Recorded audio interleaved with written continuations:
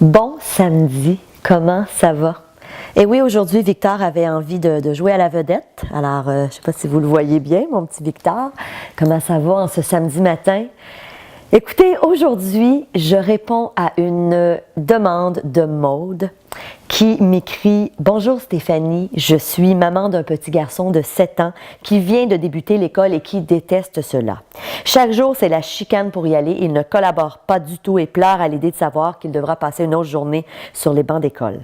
Ça me rend excessivement anxieuse de savoir qu'à tous les jours, il est malheureux et je pars souvent dans des scénarios catastrophes où je me dis que s'il quitte l'école trop tôt, il ne fera rien de bon dans la vie.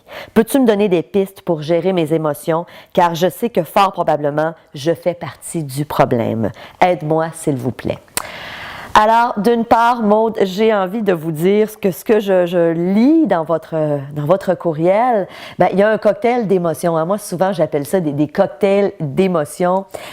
Oui, il y a de l'anxiété, mais en même temps, je sens aussi une pointe de culpabilité. Et tout d'abord, j'ai envie de vous référer un livre qu'on m'a gentiment donné qui s'appelle « La pédagogie positive ».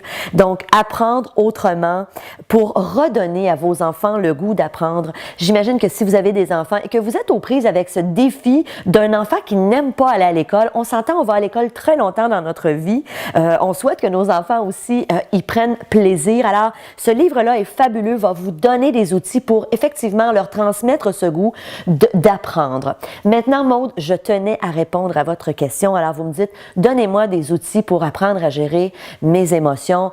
Évidemment, vous me parlez beaucoup d'anxiété et effectivement, très souvent, quand on parle d'anxiété, les gens qui vivent du stress ou de l'anxiété sont des gens qui vont avoir tendance à se faire des scénarios et c'est exactement ce que Maude, vous me dites.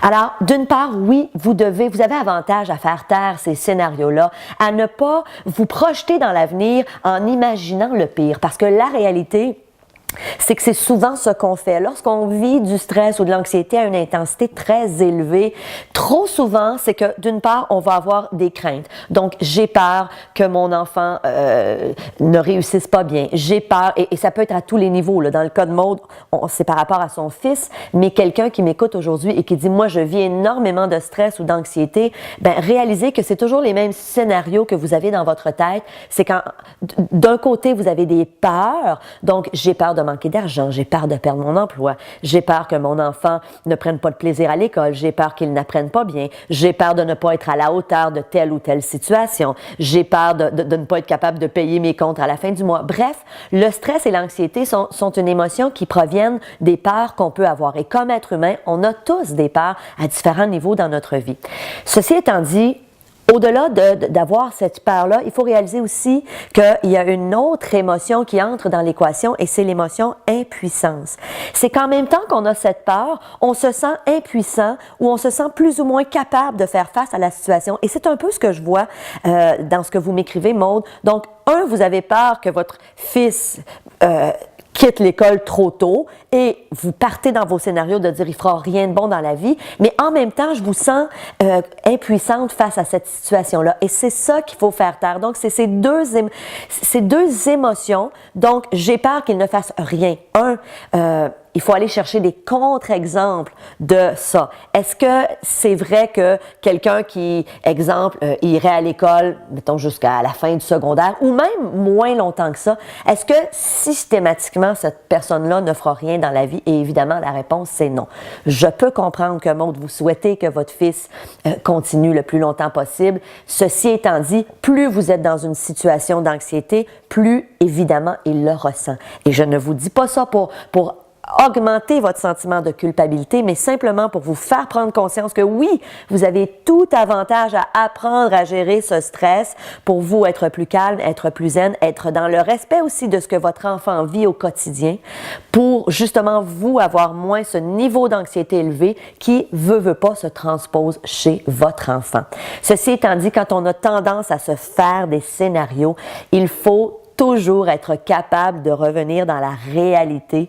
Et ce que je propose souvent comme exercice, c'est d'utiliser mon échelle de la catastrophe. Alors, j'en parle dans plusieurs de mes livres. Alors, l'échelle de la catastrophe, c'est de se poser la question suivante. Bon, actuellement, mon enfant n'aime pas l'école et à tous les jours, c'est un conflit perpétuel et il pleure avant d'y aller. Bon, sur une échelle de 0 à 10, à quelle intensité est-ce que je vais classer cette situation? Et je comprends que fort probablement, Maude, vous allez peut-être mettre cette situation assez élevée dans l'échelle de la catastrophe. Ceci étant dit, si vous allez vous chercher des outils. Alors, je vous propose de commencer avec la lecture de la pédagogie positive, mais il y a aussi d'autres outils que vous pouvez aller chercher. Il y a peut-être des ressources auprès de l'école que vous pouvez aller chercher. Parlez-en aux gens de votre entourage. Il y a sûrement d'autres mères qui ont vécu cette situation-là parce qu'il y en a plein d'enfants qui, dès le jeune âge, n'aiment pas l'école. Donc, qu'est-ce qu'elles ont fait? Alors, allez vous chercher de l'aide et ce que ça va faire, c'est que ça va justement diminuer votre anxiété, diminuer votre sentiment de stress intense. Alors, quand on parle de l'échelle de la catastrophe, c'est toujours de l'utiliser en se posant la question, est-ce que c'est vrai qu'il n'y a rien à faire? Est-ce que c'est vrai que c'est la fin du monde? Est-ce que c'est vrai que si mon enfant éventuellement quitte l'école plus tôt que ce que je souhaite, est-ce que c'est vrai qu'il ne fera rien de bon dans la vie? Et évidemment, à toutes ces réponses-là, la réponse est non. Oui, on souhaite qu'ils y prennent plaisir et c'est ce que j'espère que vous saurez faire avec votre fils. Allez vous chercher des outils. Alors, Maude, j'espère avoir répondu à votre question. J'espère vous avoir donné des outils. Je vous dis merci d'avoir pris le temps de m'écrire. Pour toutes les personnes qui m'écrivez, sachez que je lis vos questions. Évidemment, on en choisit. On ne peut pas répondre à tout le monde. J'aimerais pouvoir le faire. Donc, continuez de m'écrire. Merci d'être là. En attendant, bien évidemment, c'est samedi. Alors, j'ai envie de vous dire, profitez de la journée. Allez à l'extérieur. Amusez-vous, la fin de semaine, c'est fait pour ça. Donc, je vous souhaite un super beau week-end. Si vous avez aimé cette chronique, si vous pensez que des gens autour de vous peuvent en bénéficier, transférez s'il vous plaît la chronique. Mon but est d'inspirer 100 000 nouvelles personnes par année pour les 10 prochaines années, alors j'ai besoin de vous. Donc, merci et je vous dis à mercredi. Salut!